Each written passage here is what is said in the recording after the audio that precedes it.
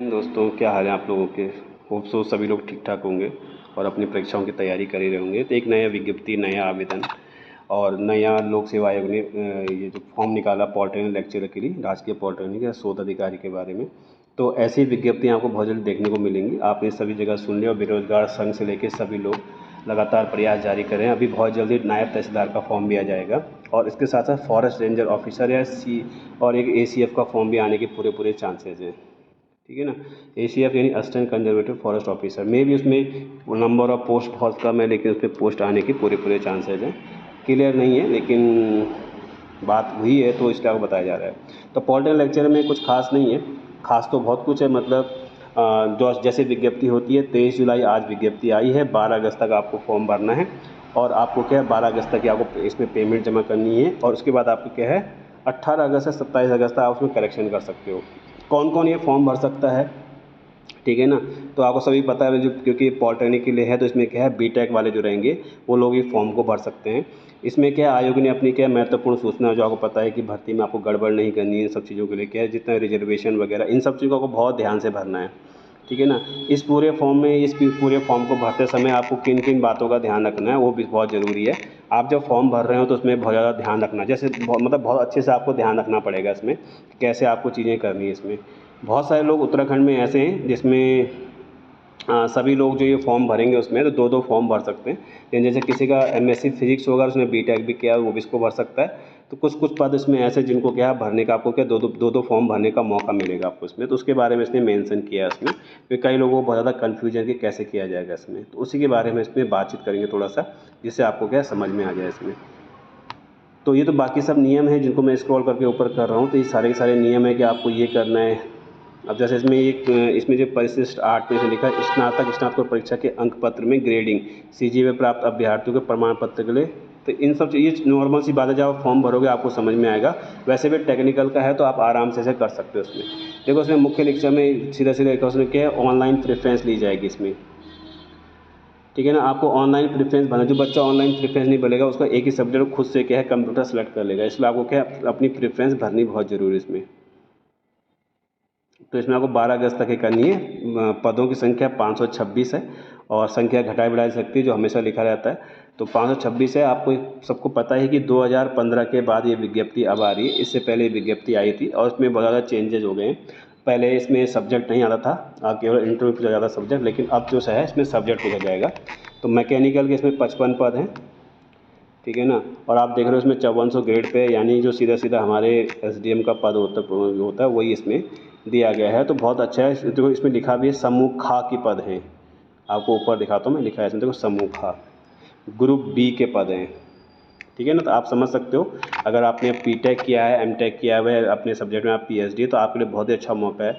और ये बहुत लंबे टाइम आ रहा है 526 पे, अब पता नहीं कब 10 साल बाद आएगा 5 साल बाद आएगा पता नहीं है, इसलिए बहुत अच्छा मौका है और ये एग्ज़ाम बहुत जल्दी हो भी जाएगा, ठीक है, क्योंकि ये मेन से पहले पहले हो जाएगा।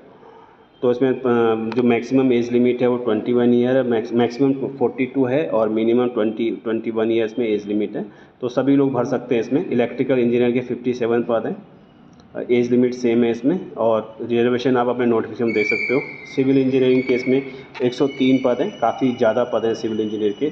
तो जो लड़के अभी JEE का रिजल्ट आया था तो उनमें से बहुत सारे बच्चे ऐसे जिन्होंने BTech किया है, तो जो BTech करके बैठे हैं और पॉलिटेक्निक करके बैठे हुए हैं उनके लिए बहुत अच्छा मौका है। सिविल इंजीनियरिंग का बहुत अच्छा पद है, आपके JEE से या AE से भी बहुत अच्छा पद है ये, ठीक है। आप इसमें आराम से अगर आप करते हो लेवल 10 की सैलरी मिलती है। 103 पद है सिविल इंजीनियरिंग के, तो आपने अगर BTech किया हुआ तो आप इसमें आराम से फॉर्म भर सकते हो, ठीक है। बस इसमें कई सारी जगह उसने क्या लिखा हुआ है इसमें कि आपको हिंदी का ज्ञान होना चाहिए। ऐसे अभ्यर्थियों को वरीयता दी जाएगी जो निम्नलिखित धारण करता, मतलब प्रेफरेंस दिया जाएगा। एक अगर मतलब आपने BTech किया MTech नहीं किया तो आपके लिए क्या है एसेंशियल नहीं है, वो डिज़ायरेबल क्वालिफिकेशन है, ठीक है ना। गेट क्वालिफाई होना और उसमें मास्टर होना या MTech होना और 1 साल का एक्सपीरियंस जो है वो आपका एसेंशियल नहीं है, डिज़ायरेबल है, इसलिए आप फॉर्म भर सकते हैं। जितने भी पद हैं सब इसमें फॉर्म भर सकते हैं, सब में यही लिखा गया है सिविल इंजीनियरिंग के बारे में। इस बार इलेक्ट्रॉनिक्स इंजीनियर के बारे में, इलेक्ट्रॉनिक एंड संचार मतलब होता है इसमें टेलीकॉम वाला, ठीक है। दूरसंचार इंजीनियरिंग में टेलीकॉम इंजीनियरिंग जिसने काम किया उनके लिए इस पद है। पदों की संख्या 29 है, ठीक है। इसके बाद इसमें जो है अगला 21 से 42 है, ये इंस्ट्रूमेंटेशन एंड कंट्रोल इंजीनियरिंग के इसमें क्या 3 पद है, सबसे कम इसी में लग रहे हैं मुझे। बाकी इसके बाद जो है कंप्यूटर साइंस एंड इंजीनियरिंग के 30 पद हैं टोटल, ठीक है ना। तो इसमें कई सारे बच्चों को ये डाउट भी है इसमें कि इसमें आईटी मेंशन नहीं है वगैरह नहीं है। तो जहाँ तक, क्योंकि पिछले बार जब एग्ज़ाम हुआ था उसमें क्या जो B Tech IT, B Tech computer science सभी को उसमें लिया गया था। तो आयोग ने इसमें सही से मेंशन नहीं किया, ये मेंशन करना चाहिए आयोग को, ठीक है। तो आयोग को क्या है, इस चीज़ को मेंशन करना चाहिए कि भाई वो इसमें क्या है बीटेक आईटी मेंशन करे। वैसे उसने लिखा तो है इसमें कि मानदबरा इंजीनियरिंग संस्था है computer science and engineering, computer engineering, computer science and technology, computer science and application, system engineering, computer technology, computer engineering and application, computer science में प्रथम श्रेणी के साथ बीई, बीटेक या बीएस में से या फिर इसको क्या समकक्ष कोई उपाधि होनी चाहिए। अब देखते हैं जो साइंस बीटेक वाले हैं उन लोगों को क्या ये इसे अपडेट करता है नहीं करता, या फिर वो आपको एक्सेप्ट करता है नहीं बीटेक आईटी वालों को, ठीक है। क्योंकि बीटेक इसने इंफॉर्मेशन टेक्नोलॉजी से किया होगा तो आईटी वालों को लेगा नहीं लेगा, क्योंकि सिलेबस लगभग सेम रहता है। कंप्यूटर साइंस में ज़्यादा फर्क नहीं होता है, मतलब नाम मात्र का फ़र्क भी नहीं होता है, केवल सीएस लिखा जाता है। लेकिन जो सीएस वाले उनके लिए बहुत अच्छा है कि सीधा सीधा लिखा है कंप्यूटर साइंस चाहिए उनको, ठीक है। तो इसमें भी क्या है 30 पद है, 21 से 42 साल की एज है इसमें। मैकेनिकल वाले जो ऑटोमोबाइल वाले हैं इसमें 9 पद हैं, तो इनकी उम्र भी 21 से 42 साल वाली है इसमें। और इसमें भी क्या है जो केमिकल इंजीनियरिंग वाले हैं, ठीक है ना, जो केमिकल इंजीनियर ज़्यादा जो ओएनजीसी में होते हैं वही ज़्यादा केमिकल इंजीनियरिंग करते हैं, तो बहुत कम बच्चे मिलते हैं, इसमें नंबर ऑफ पोस्ट भी बहुत कम है, इसमें 5 पद हैं केवल, ठीक है ना। तो ये भी बहुत अच्छी अपॉर्चुनिटी है, अगर कोई केमिकल इंजीनियरिंग वाला है तो उसका काफ़ी बेनिफिट। एग्रीकल्चर इंजीनियरिंग का सबसे ज़्यादा स्कोप है, अगर कोई ऐसा बच्चा है जो हमारा सब्सक्राइबर है और देख रहा है तो वो बीएससी एग्रीकल्चर या एमएससी एग्रीकल्चर करना चाहिए, ठीक है ना।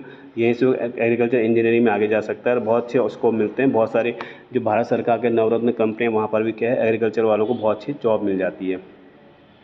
फिर फार्मेसी वालों को इसमें क्या लिखा उन्होंने कि विश्वविद्यालय से क्या है फार्मेसी संस्थान से प्रथम श्रेणी होना चाहिए, यानी बी फार्मा आपका होना चाहिए, आप ये फॉर्म भर सकते हो, बी फार्मा वाले भर सकते हो, ठीक है। भौतिकी यानी फिजिक्स वाले कर सकते हैं, नॉर्मल फिजिक्स आपका होना चाहिए।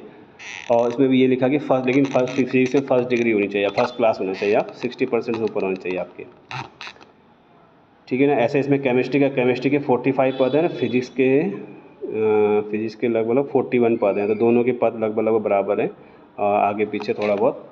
और इसके बाद जो अगला इसमें आता है मैथमेटिक्स के 43 पद हैं, ठीक है। तो फिजिक्स केमिस्ट्री मैथ्स जो बच्चा 12th में रखता है आगे भी रखता है तो उसको क्या है ऐसे ऐसे पदों में बहुत ज़्यादा बेनिफिट मिलता है। अंग्रेजी का पूछा गया है इसमें, तो अंग्रेजी भी रखी गई है इसमें। अंग्रेजी के 48 पद हैं, जो मतलब अंग्रेजी से जिसने एमए इंग्लिश किया होगा उसको बहुत ज़्यादा बेनिफिट मिलेगा। और नॉर्मल्स में क्या है उसमें अंग्रेजी के साथ क्या है उपाधि होनी चाहिए, मतलब इसका जो मास्टर है मास्टर डिग्री होनी चाहिए इसमें। अगर किसी ने इसमें पीएचडी किया है, नेट क्वालिफाई है तो उसको क्या है उसमें बेनिफिट मिलेगा इसमें। तो ग्रेजुएशन बेसिस पे है, क्योंकि बीटेक वगैरह इसमें तो ये ग्रेजुएशन बेसिस पे चलती हैं चीज़ें, ठीक है ना। बाकी इसमें जो अगला चलेगा इसमें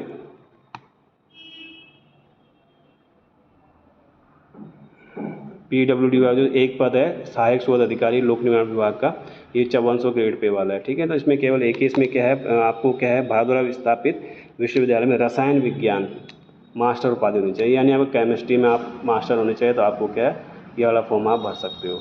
बाकी आप इसमें एज इसमें क्या 21 से 42 साल तक मांगी गई है, तो जो काफ़ी ठीक ठाक है, अच्छा है, ठीक है ना। और बस तैयारी सभी से लग जाओ, अपना सब्जेक्ट पकड़ो, सब्जेक्ट को क्या है क्लियर करना शुरू कर दो, तो फिर आपको क्या है समस्या नहीं आएगी इसमें।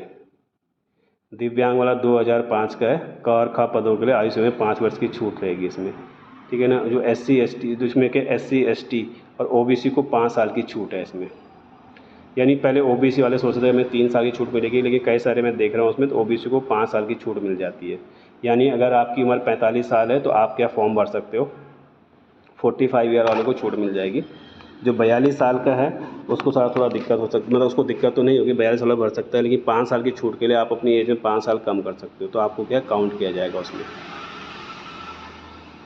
बाकी इसमें जो है जिसमें इसमें बात की थी कि आपको क्या है 21 वर्ष इसमें जो पदों के बारे में कि आप 2 पद भर सकते हो या 3 पद भर सकते हो, तो उसके बारे में आपको क्या है मेंशन करना पड़ेगा उसमें प्रेफरेंस में कि आपको कितने इसमें भरने हैं।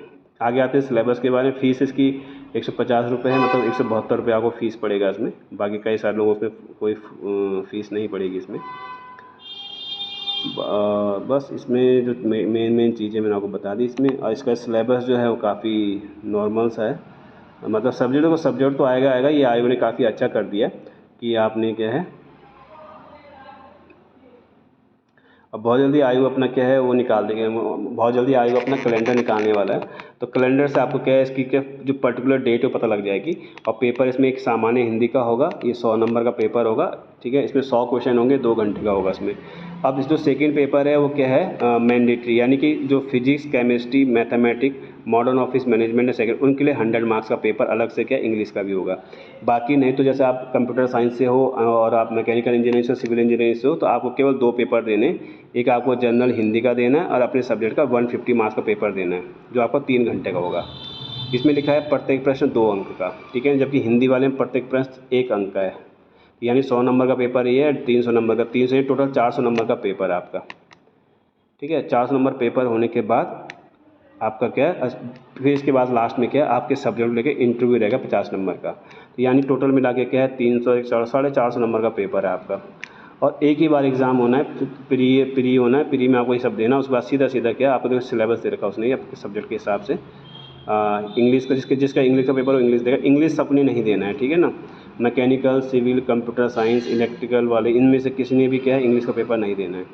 बाकी सबका इसने सिलेबस दे रखा है, इस सिलेबस को आप देखो और अभी से तैयारी पे लग जाओ। बहुत जल्दी आपका क्या हो जाएगा, इसमें सिलेक्शन होने के चांस पूरे हैं, क्योंकि मतलब आप पे डिपेंड करता है, आपको सिलेक्शन हो ही जाएगा आराम से, कोई बहुत बड़ी बात नहीं है, बस पढ़ना है आपको और कुछ नहीं करना है इसमें। तो इसमें मैं एक जो मैंने आपने थंबनेल में देखा होगा, मैंने आपको कहा था कि मतलब कितने नंबर पे आप लोग क्या इसमें सेलेक्ट कर सकते हो। तो आपको पता है 150 मार्क्स यानी 300 मार्क्स का है। तो आप ये गा लो अगर 300 में से आपके 210 नंबर, 200 प्लस यहाँ पर आ गए, और सामान्य हिंदी में अगर आपने क्या 80 प्लस ला दिए, यानी लगभग 280, 290 में आपका सिलेक्शन हो, 280 प्लस में आपका सिलेक्शन हो जाएगा। ये टेंटेटिव है, मतलब आपको मैं सिर्फ आपको इसलिए बता रहा हूँ जिससे आप क्या टारगेट कर सको यार, मतलब इतने नंबर लाने हैं। आपके दिमाग में एक फ्रेम होना चाहिए कि यार मुझे कितने क्वेश्चन करने हैं। तो आपको लगभग क्या आपके 300 में से, यानी 150 क्वेश्चन है, 2 नंबर का एक क्वेश्चन है, उस हिसाब से 300 में से बता रहा हूँ आपको 210 क्वेश्चन इसमें सही करने अपने सब्जेक्ट में।